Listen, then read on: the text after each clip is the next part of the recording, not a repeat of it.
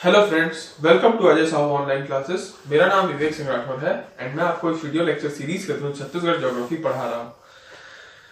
अभी तक हम लोगों ने वाटर रिसोर्सेज ऑफ छत्तीसगढ़ जो चैप्टर है वो हम लोगों ने प्रीवियस कुछ 6-7 लेक्चरों में स्टार्ट किया है और धीरे धीरे महानदी रिवर सिस्टम और Godavari river system, Narmada river system and then Songanga river system, ये चारों रिवर सिस्टम देखे थे।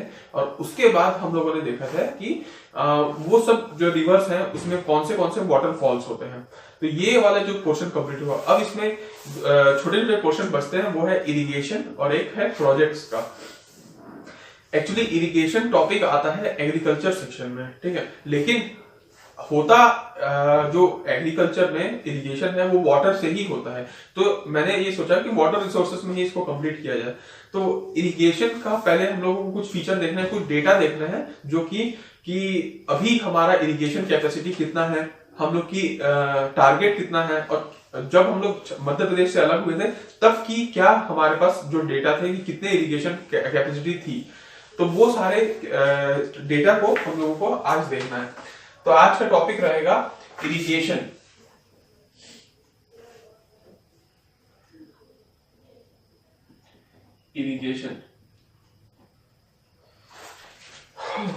तो इरिगेशन जो चैप्टर है, जो टॉपिक है, देखिए ये टोटल वाटर रिसोर्सेज पे टिका हुआ है, क्योंकि आपको जो जमीन है उसको इरिगेट करना है, उसमें पानी डलवाना है, ठीक है। तो ये पहले तो आप लोग देखते हैं वाटर सोर्स, वाटर कहां से आते हैं। तो हमारे पास मेनली दो टाइप के सोर्स हैं जो वाटर आते हैं। एक तो जो सरफेस पे होता है और एक अंडरग्राउंड होता है। सरफेस वाटर और एक होता है अंडरग्राउंड वाटर। इससे और कहीं तो हमारे पास पानी आता नहीं है, ठीक है। बारिश हो गया, कुछ भी होगा, तो सरफेस पे जो वाटर है, जैसे पॉन्ड है, डैम्स वगैरह, तो ये सब जो सरफेस है वहां से पानी लिया जाए और जो जमीन है उसमें डाला जाए, और या तो फिर अंडरग्राउंड पंप वगैरह से लगा के अंडरग्राउंड से पानी निकाला जाए और देन उसको सप्लाई किया जाए। ये दो सोर्स होते हैं। और ये एक रिपोर्ट में आया है, पता चला है कि अभी तक, ठीक है, इसको हम लोग अंडर वाटर के बजाय, अंडरग्राउंड के बजाय हम लोग इसको लिखते हैं ग्राउंड वाटर, ठीक है। तो ये ज्यादा सटीक रहेगा, ग्राउंड वाटर। अब ये ग्राउंड वाटर, अभी ये जो रिपोर्ट आया है उसमें पता चला है कि हमारा सिर्फ 37% ही जो वाटर है वो यूज आ चुका है, मतलब छत्तीसगढ़ का। बाकी जो वाटर है वो अभी तक अनयूज है, वो अभी तक कुछ हुआ नहीं है। अब मैं इरिगेशन की कैपेसिटी की बात करता हूं, तो हम लोग तीन फिगर्स देखते हैं। एक तो हम लोग देखते हैं 2000 जो साल था उस टाइम पे हमारी कितनी कैपेसिटी थी। फिर हम लोग जो रिपोर्ट जो था वो 2017 का है, वो हम लोग देखेंगे कि 2017 में क्या कैपेसिटी है। और जो टारगेट छत्तीसगढ़ गवर्नमेंट के द्वारा बनाया गया है वो है आपका 2028 का। 28 में हमारी कैपेसिटी कितनी होगी, ये 3 ईयर्स का हम लोगों को डेटा देखना है। अब 2000 में हम लोग के पास 3 लार्ज इरिगेशन प्रोजेक्ट्स थे, 29 मीडियम प्रोजेक्ट्स थे, और हमारे पास 1945 माइक्रो इरिगेशन प्रोजेक्ट थे, ठीक है। अब आप लोग को लग रहा होगा कि ये लार्ज प्रोजेक्ट क्या होता है, मीडियम प्रोजेक्ट और माइक्रो इरिगेशन प्रोजेक्ट, ये किस हिसाब से बांटा जाता है। तो देखिए यहां पे मैं लिख लेता हूं, जैसे 10,000 से ज्यादा है, मान लो 10,000 हेक्टेयर एरिया से ज्यादा बड़ा एरिया में अगर वो प्रोजेक्ट फैला हुआ है तो वो आता है आपका लार्ज इरिगेशन प्रोजेक्ट के कैटेगरी में। अगर 2000 से 10,000 के बीच में, ठीक है, 2000 से 10,000 के बीच में हेक्टेयर, ठीक है, हेक्टेयर के बीच में आता है, तो ये मीडियम प्रोजेक्ट्स कहलाते हैं, मीडियम, ठीक है। और अगर लेस देन 2000 है, लेस देन 2000 हेक्टेयर है, तो उसको हम लोग बोलते हैं माइक्रो इरिगेशन फैसिलिटी, MIF, ठीक है, माइक्रो इरिगेशन फैसिलिटी। तो ये क्राइटेरिया होता है किसी जो इरिगेशन प्रोजेक्ट है उसको लार्ज, मीडियम और माइक्रो में, ठीक है। इसको हिंदी में बृहद बोलते हैं, मध्यम बोलते हैं और सूक्ष्म सिंचाई परियोजना बोला जाता है। तो इस प्रकार हम लोगों को पता चला कि 2000 में हमारे पास 3 लार्ज इरिगेशन प्रोजेक्ट थे, 29 मीडियम और 1945 माइक्रो इरिगेशन प्रोजेक्ट। ये टोटल अगर हेक्टेयर्स की बात करूं कि ये कितना लाख हेक्टेयर को इरिगेट कर पा रहे थे, तो उसका डेटा है 13.28 लाख हेक्टेयर्स। इतना जो एरिया है इसको वो इरिगेट कर पा रहे थे, 13.28 लाख हेक्टेयर्स इरिगेशन कैपेसिटी। ये हमारी कैपेसिटी थी जब हम लोग छत्तीसगढ़ मध्य प्रदेश से अलग हुए थे। और अगर परसेंटेज वाइज देखा जाए तो ये 23% एरिया जो आपका एग्रीकल्चरल लैंड है उसका 23% एरिया को ये ऑक्यूपाई कर पा रहा था, ये परसेंटेज। अब अगर हम लोग 2017 की बात करें तो ये 3 जो लार्ज है वो अब हम लोग 8 लार्ज इरिगेशन प्रोजेक्ट्स पे आ चुके हैं, ठीक है। 29 के बजाय अब हम लोग 35 मीडियम प्रोजेक्ट्स पे आ चुके हैं और ये 1945 के बजाय हम लोग आ चुके हैं 2457 माइक्रो। तो ये टोटल नंबर्स हो गए जो अभी हम लोगों का चेंज हुआ है। अगर कैपेसिटी की बात करें तो ये होते हैं 20.52 लाख हेक्टेयर। ये अभी हमारी कैपेसिटी है, ये 2017 की बात है। और अगर परसेंटेज वाइज देखा जाए तो ये 36% के करीब है। इसका मतलब देखा जाए लगभग 7 लाख हेक्टेयर की जो इरिगेशन कैपेसिटी है वो हमारी बढ़ी है इन 17 सालों में। और 2028 तक का जो लक्ष्य है वो है 75% एग्रीकल्चरल लैंड इरिगेट हो पाए। तो ये बहुत बड़ा लक्ष्य सेट कर दिया गया है 2028 तक। बट जैसे जैसे डेवलपमेंट हो रहा है ये शायद पॉसिबल हो भी सकता है। बट ये जो डेटा है वो आप लोगों को याद रखना है 23 और 36% का। और अगर अभी कंस्ट्रक्शन में देखा जाए कि 2017 के बाद भी अभी भी जो ऑन कंस्ट्रक्शन चल रहे हैं वो आपका 4 लार्ज प्रोजेक्ट अभी कंस्ट्रक्शन पे फेज पे है, 3 मीडियम और 418 माइक्रो। ये जो प्रोजेक्ट्स हैं ये अभी भी आज के डेट में भी ये कंस्ट्रक्शन हो रहे हैं। ये जब बन के तैयार हो जाएंगे तो और हमारी कैपेसिटी बढ़ जाएगी, ठीक है। तो ये सारे जो डेटा है वो हम लोग को याद रखना है। एंड देन अब हम लोग इस पे नेक्स्ट देखते हैं, वो है आपका जो इरिगेटेड एरिया हो रहा है वो सोर्स के बेसिस पे उसको हम लोग क्लासिफाई करते हैं।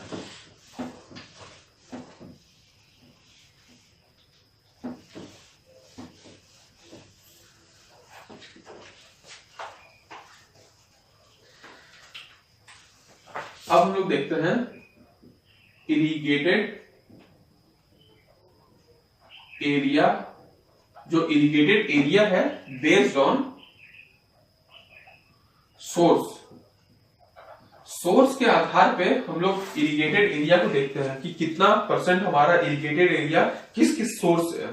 तो देखिए हमारे पास टोटल 4 मेजर इरिगेशन टाइप के सोर्स होते हैं। वो है आपका सबसे पहला कैनाल आता है जिसको हम लोग नहर बोलते हैं, कैनाल, इससे इरिगेशन होता है नहरों से। फिर ट्यूबवेल आता है, ट्यूबवेल। उसके बाद नेक्स्ट जो आता है वो है तालाब से किया जाता है, पॉन्ड से। और चौथा कुआं से। और उसके बाद नेक्स्ट कोई अदर सोर्स होगा, जो छोटे छोटे और सोर्स होते हैं वो सोर्स है। लेकिन हम लोग को 90% जो इरिगेशन एरिया है वो इसी से कंप्लीट हो जाता है। तो इसका जो परसेंटेज एरिया है वो 60.26% एरिया। मतलब जितना भी हमारे पास इरिगेशन कैपेसिटी है उसका जो 60% है वो नहरों से ही होता है। तो अगर ये क्वेश्चन पूछता है कि सबसे मेजर जो डोमिनेट करता है वो है कैनाल। ट्यूबवेल भी बहुत हद तक है 35.43%, ठीक है। लगभग 35% एरिया को ट्यूबवेल इरिगेट करते हैं। पॉन्ड का एरिया बहुत कम है 2.90%। और वेल तो बहुत ही कम है 1.40%। और मोस्टली वेल का जो इरिगेशन है वो बस्तर डिवीजन में ही देखा जाता है। तो ये टोटल है। और अदर का जितना भी आपका बच जाता है वो अदर में आ जाता है, ठीक है। तो ये वाला जो छोटा सा वो था। अब हम लोग देख लीजिए अब हम लोग देखते हैं कि इरिगेशन का डिस्ट्रीब्यूशन देखते हैं हमारे छत्तीसगढ़ में कैसे कैसे इरिगेशन का डिस्ट्रीब्यूशन हो रहा है। तो हम लोग इसको समझते हैं। डिस्ट्रीब्यूशन ऑफ इरिगेशन मतलब अभी तक हमारे छत्तीसगढ़ में कहां पे कितना परसेंट इरिगेशन हो चुका है। हम लोगों ने पूरा देखा कि 36% आज के डेट पे हो चुके हैं, बट अलग अलग डिस्ट्रिक्ट में अलग अलग परसेंटेज होता होगा। तो उसके लिए हम लोगों को एक रेफरेंस मैप की जरूरत पड़ेगी, वो हम लोग यहाँ पे बना देते हैं।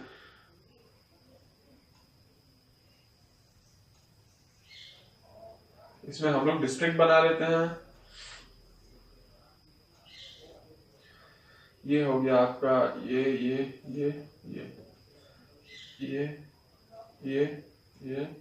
और ये आपका जुड़ गया इसमें। ये एक रेफरेंस टाइप का मैं मैप बना दे रहा हूं जिसमें हम लोग को समझ में आ जाए कि कौन कितना परसेंटेज डिस्ट्रिक्ट है।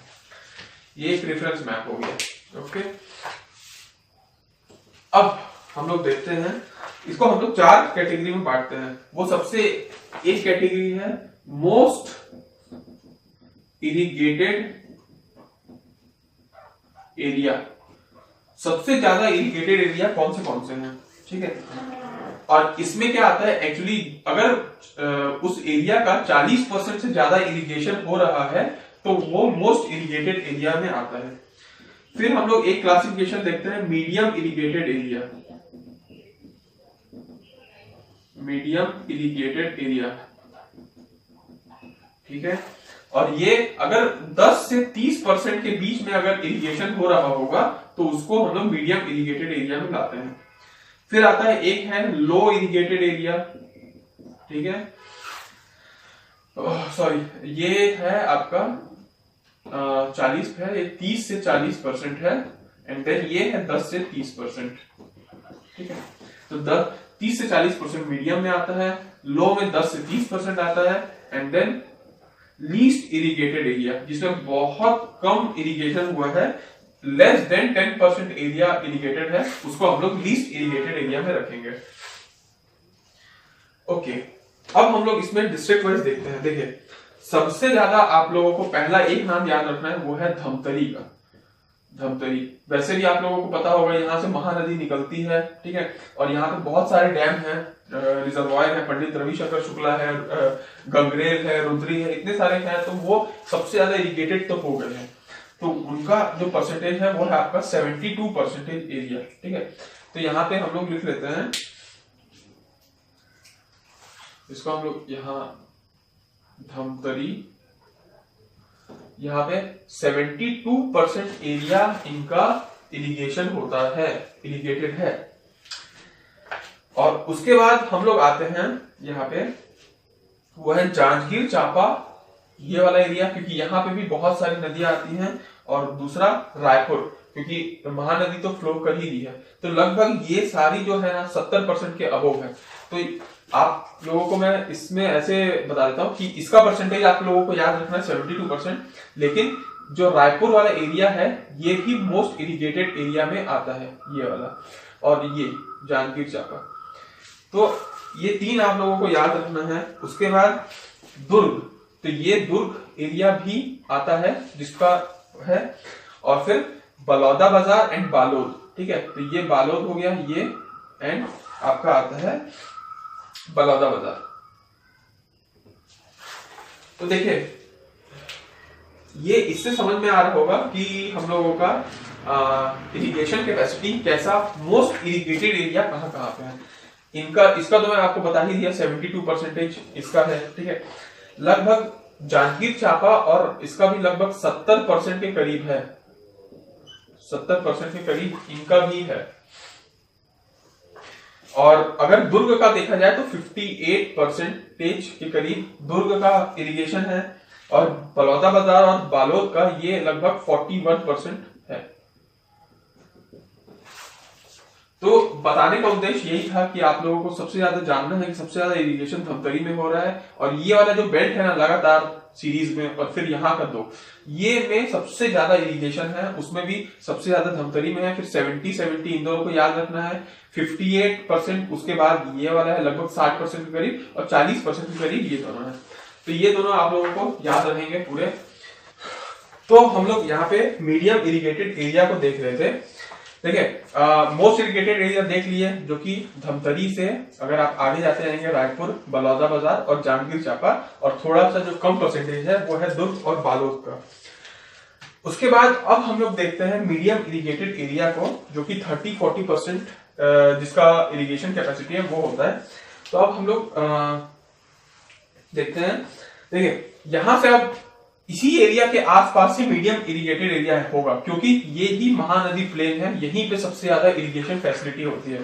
तो अब हम लोग सबसे पहले देखते हैं। तो देखिए ये वाला एरिया कवर हो गया, अब ये बच गया है। तो ये वाला जो एरिया है बेमेतरा का एरिया, उसको हम लोग कंसिडर करते हैं मीडियम इरिगेटेड एरिया। उसके बाद आते हैं यहाँ पे जो एरिया बच जा रहा है वो है महासमुंद का एरिया। उसके बाद बिलासपुर में आते हैं हम लोग, बिलासपुर, फिर मुंगेली, ठीक है, एंड देन कवर्धा। तो ये वाला जो पोर्शन है ये पूरा जो 1, 2, 3, 4, 5, ठीक है, और एक एरिया और बच जाता है इसमें, वो है आपका गरियाबंद का एरिया, जो यहाँ पे एरिया बच रहा था। तो ऑलमोस्ट यहाँ पे बहुत सारे एरिया कवर हो गए, जो कि मीडियम इरिगेटेड एरिया है। अगर मैं परसेंटेज वाइज देखूं तो इन लोगों से कम परसेंटेज यहाँ बेमेतरा का है, लगभग 37% इसका, 37% यहाँ पे बेमेतरा का इरिगेशन कैपेसिटी है। उसके बाद इससे थोड़ा सा कम महासमुंद का है, जो कि 36% एरिया है। बिलासपुर गरियाबंद में तो 35% इरिगेशन कैपेसिटी होती है, okay. And then Kawardha Mungeli में 34 एंड 33, यहाँ पे 34 एंड यहाँ पे 33%। तो ये अभी हम लोग देख रहे हैं कि मोस्ट इरिगेटेड एरिया जहां जहां पे है, और देन उसके बाद मीडियम इरिगेटेड एरिया। अब आते हैं हम लोग इसमें थोड़ा सा जहां पे कम इरिगेशन होता है, जो कि देखिए अब जो बन जाता है वो डिस्ट्रिक्ट को हम लोग कंसिडर करते हैं। सबसे राजनांदगांव को कंसिडर करते हैं, आप रायगढ़ को कंसिडर कर लो, ठीक है, और यहां पे आप कंसिडर कर लो कांकेर को, और ये हो गया आपका सूरजपुर। तो ये 4 डिस्ट्रिक्ट आप लोगों को देखने हैं जो कि लो इरिगेटेड एरिया में आते हैं। इन लोगों की अगर परसेंटेज वाइज बात करें तो एक का परसेंटेज हम लोग देख लेते हैं, जो कि राजनांदगांव का है। ठीक है, तो परसेंटेज वाइज अगर हम लोग ना देखें, क्योंकि हर परसेंटेज को याद करना मुश्किल हो जाता है, तो सबको याद करने की जरूरत भी नहीं है। आपको मोस्ट इरिगेटेड एरिया को आपको जानना है, धमतरी, ठीक है। उसके बाद थोड़ा सा कम यहाँ पे है और यहाँ पे है। ये वाला जो एरिया है, दुर्ग वाला एरिया, वो इनके अपेक्षा थोड़ा सा कम है, बट ओवरऑल ठीक है, इरिगेशन कैपेसिटी ठीक है। 40-40 यहाँ पे भी लगभग है। उसके बाद थोड़ा सा कम यहाँ पे हम लोग आगे आगे देख रहे हैं, और ये जो सबसे लो इरिगेटेड एरिया है, ये 10 से 30% का एरिया है। अब जो देखिए बच जा रहे हैं डिस्ट्रिक्ट, वहां पे लीस्ट इरिगेटेड एरिया है ये, और उसमें भी एक को हम लोगों को कंसिडर करना है, और वो है आपका नारायणपुर, जो कि 0% है। तो आपको एक चीज को यहां देखना है, लीस्ट में 0% नारायणपुर में, ठीक है। मतलब यहाँ पे बहुत कम है। और इवन अगर मैं परसेंटेज की बात करूं तो देखिए सरगुजा में 9% है, लेस देन 10%, ठीक है। बलरामपुर में इससे कम 8%, ठीक है। कोरिया भी 8% है, एंड देन कोरबा और जशपुर 6 और 4 है, ठीक है। कोरबा और जशपुर 6 और 4% है। फिर नारायणपुर का मैंने बता दिया 0%, और ये भी लेस देन 2% एरिया इनका इरिगेशन कैपेसिटी होती है। तो ये इरिगेशन जो डिस्ट्रीब्यूशन ऑफ इरिगेशन था, वो वाला पोर्शन आज हम लोगों ने देखा। पूरा इरिगेशन टॉपिक हम लोगों ने देखा, और उसमें ये सारा जो डिस्ट्रीब्यूशन है वो है। तो लीस्ट मोस्ट ये हुआ, लीस्ट नारायणपुर हुआ। एंड देन हम लोग एक रफ आइडिया, अगर क्वेश्चन थोड़ा घुमावदार पूछता है और असेंडिंग ऑर्डर या डिसेंडिंग ऑर्डर में पूछता है, तो भी हम लोग इसको अरेंज करने के लायक रहेंगे। तो आज के लेक्चर के लिए इतना काफी है। इसके बाद हम लोग नेक्स्ट लेक्चर में प्रोजेक्ट के बारे में डील करेंगे कि ये इरिगेशन फैसिलिटी हो रही है ये परसेंटेज वाइज है, तो कोई ना कोई प्रोजेक्ट होगा वहां पे जो इरिगेशन फैसिलिटी को दे रहा होगा। तो वो प्रोजेक्ट्स कब कब बने और कहां कहां पे वो सिचुएटेड है, कौन सी नदी पे जो सिचुएटेड है, वो हम लोग उसको नेक्स्ट में डील करेंगे और कुछ योजनाएं देखेंगे जो उस प्रोजेक्ट से रिलेटेड होंगे। तो अभी के लिए इतना ही काफी है, इरिगेशन टॉपिक के लिए इतना ही काफी है। Thank you so much.